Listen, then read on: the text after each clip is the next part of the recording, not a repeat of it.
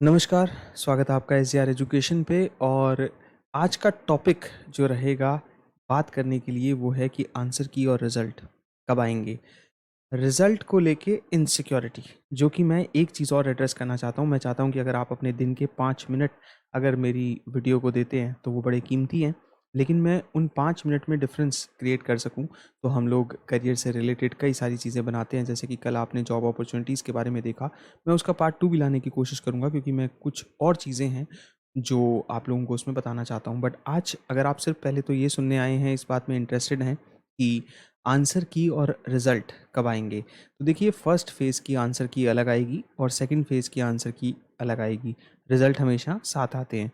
तो first phase की answer की लास्ट वीक ऑफ जून में हम एक्सपेक्ट कर सकते हैं, और रिज़ल्ट जो है वो या तो जुलाई के फर्स्ट वीक या जुलाई के सेकंड वीक में आएंगे। तो ये बात ख़त्म होती है। आप चाहें तो वीडियो छोड़ सकते हैं, लेकिन मैं एक और बहुत इम्पॉर्टेंट चीज़ डिस्कस करना चाहता हूँ, और वो है कि रिज़ल्ट को लेके जो हमारे अंदर एक लगातार इनसिक्योरिटी होती है। अगर आपके मन में भी एक डर हमेशा एग्ज़ाम दे के या एग्ज़ाम देने से पहले बना रहता है, तो मेरी ये वीडियो जो है वो होपफुली आपकी काफ़ी मदद करेगी। मैं पिछले 2 पॉडकास्ट में कोई प्रमोशन भी इंक्लूड नहीं कर रहा हूँ, तो आप इसको 1.5 पे लगा के आराम से सुन सकते हैं। और मैं किसी कोर्स के बारे में भी नहीं बता रहा हूँ, क्योंकि जब सही समय आएगा तो आपको नए कोर्सेज़ के बारे में हम और क्लासेस में भी बता रहे हैं।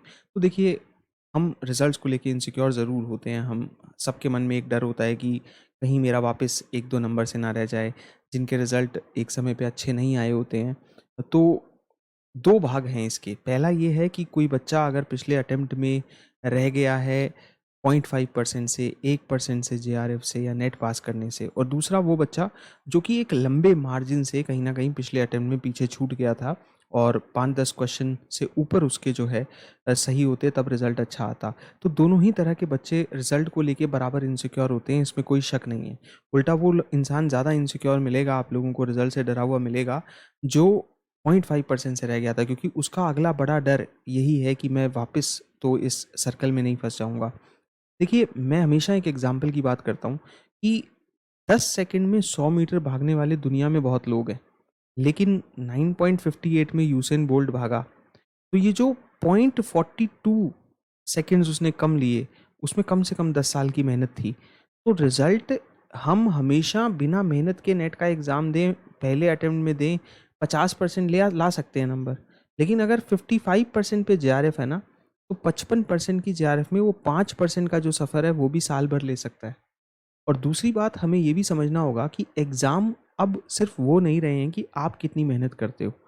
ठीक है, अगर मैं बहुत मेहनत करता हूँ और मेरे 70% एक अटेम्प्ट में आते हैं और अगले अटेम्प्ट में मेरे 75% आ जाते हैं, तो मैंने तो इम्प्रूवमेंट की है और मेरे रिज़ल्ट मुझे अच्छे मिलने चाहिए, मेरा हक है। लेकिन एग्ज़ाम इस तरीके से नहीं चलता, वो चलता है रिलेटिव कॉम्पिटिशन पे। ये बात मैं आपको बहुत बार कहता हूँ। तो अगर आपका कोई साथी है जिसके 75% थे और उसने 1% इम्प्रूव करके 76% लेके आया है, तो वो आपसे आगे है। आपकी ग्रोथ हो सकता है 20%, 25% की हो, 50 से 75 आने की हो, लेकिन कोई और इंसान अगर 1% भी ज़्यादा इम्प्रूव कर लिया है, तो वो आगे जाएगा। और ये 100 लोगों में से 6 लोगों को ही मिलने वाला है पेपर।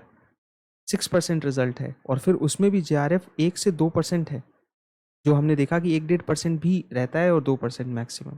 तो आपको उन 100 में 2 का हिस्सा और 100 में 6 का हिस्सा बनना है। तो आपके आस-पास सबसे पहले मेरी ये रिक्वेस्ट है कि जो लोग हैं, जो आपके मेंटर्स हैं, गाइड हैं, पेरेंट्स हैं, इन-लॉज़ हैं, सब लोग हैं, हस्बैंड है, वाइफ है, उनको ये समझना होगा कि कॉम्पिटिटिव एग्ज़ाम किस लेवल पे आजकल जो है वो चल रहे हैं, और उनको वो स्पेस आपको देना होगा एक पेपर को क्लियर करने के लिए, क्योंकि ये इतना आसान नहीं है कि आप ये कहते हैं कि हमने तो सब्सक्रिप्शन दिला दिया किसी ऐप का, किसी सेंटर में कोचिंग दिलवा दी, अब भी तुमसे नहीं हो रहा, इसका मतलब कोई कमी है तुम में। ऐसा नहीं है। आप हर इंसान की अपनी इम्प्रूवमेंट देखिए, और फिर उसके बाद जो है, क्योंकि जितना हम किसी बच्चे को ये कहेंगे ना कि रिज़ल्ट आने बड़े ज़रूरी हैं, अब पास नहीं हुआ तो क्या होगा, उतना ही वो उस रिज़ल्ट से दूर हो जाएगा। और दूसरी बात, पेपर की तैयारी को रिज़ल्ट के बाद कभी नहीं शुरू करना है। पेपर की तैयारी हमेशा चलती रहनी चाहिए जब तक रिज़ल्ट नहीं आता है, अगर आप वाक़ई में उस लक्ष्य को प्राप्त करना चाहते हो तो। तो जो भी लोग एंशियस हैं, फ़िलहाल डरे हुए हैं कि रिज़ल्ट क्या आएगा, तो इतनी परवाह मत करिए, तैयारी को जारी रखिए। रिजल्ट के बाद तय करूंगा कि करना है या नहीं करना है, नहीं, रिजल्ट तक तैयारी बहुत उतनी ही अच्छी रखूंगा जितने मैंने एग्ज़ाम दिया था। और रिजल्ट अच्छा आया तो तैयारी वेस्ट नहीं जाएगी, और रिजल्ट अच्छा नहीं आया तो अगले एग्ज़ाम के लिए तैयारी पहले से होगी। और यही एक सूत्र अगर आप अपना लें तो आपको नर्वसनेस नहीं होगी, उल्टा आप उस तैयारी में लगातार उसमें शामिल हैं। और ये बात, एक चीज़ और मैं समझाना चाहूँगा आप लोगों को जिनको रिज़ल्ट को लेके कोई डर है। रिज़ल्ट, देखिए, हम जैसी मेहनत करेंगे हमारे रिज़ल्ट वैसे ही आएंगे।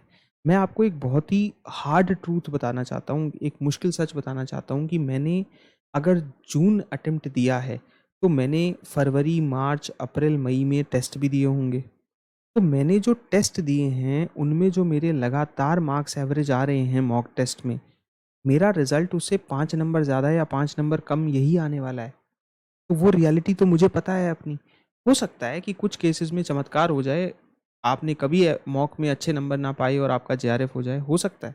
लेकिन मोस्ट ऑफ द केसेस में तो यही आपको देखने को मिलता है ना, कि जो हमारी मॉक में परफॉर्मेंस है वही हमारे रिजल्ट हैं।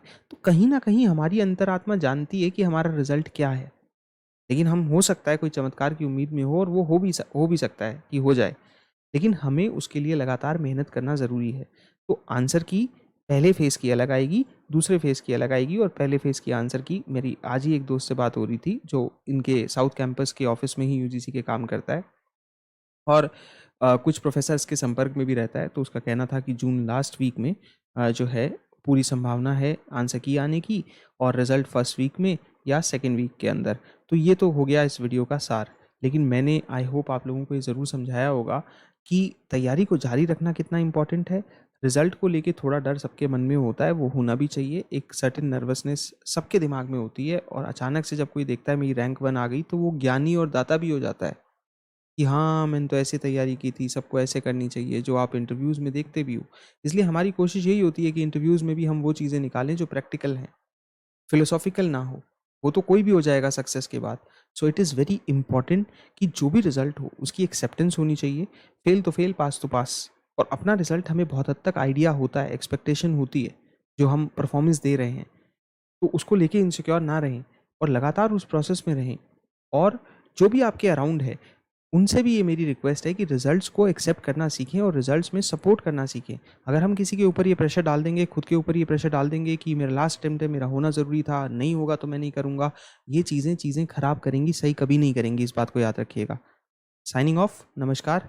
सब्सक्राइब करिए अगर आपको ये डेली वीडियोस अच्छी लगती हैं, और दूसरा ये जो पॉडकास्ट वीडियोस अच्छी लगती हैं जिसमें हम सिर्फ ऑडियो के थ्रू बात करते हैं और कोशिश करते हैं कि आपको करियर या लाइफ रिलेटेड चीज़ों के बारे में ज़्यादा से ज़्यादा बता सकें। Thank you so much. Do subscribe the channel, share the video अगर आप कुछ ऐसे स्टूडेंट्स को जानते हैं जो ऐसी चीज़ें सुनने का इंटरेस्ट रखते हैं। तो थैंक यू सो मच पहले से ही आपको।